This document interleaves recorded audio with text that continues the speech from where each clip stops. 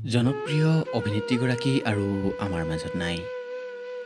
হৃদযন্ত্ৰৰ ক্ৰিয়া বন্ধ হোৱাৰ ফলত মাত্ৰ ৪২ বছৰ বয়সতে মৃত্যুক আঁকোৱালি ল'লে জনপ্ৰিয় অভিনেত্ৰী শ্বেফালী জাৰিয়ালাই।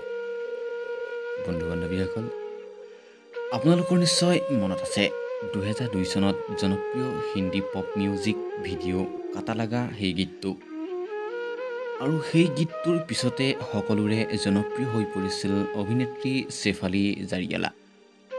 বন্ধু-বান্ধৱীসকল, শ্বেফালী জাৰিয়ালাই কাটা লাগা গীতটোৰ হিট হোৱাৰ পিছতে বিগ বছত স্থান পাইছিল আৰু তেখেতে মডেলিঙো কৰিছিল।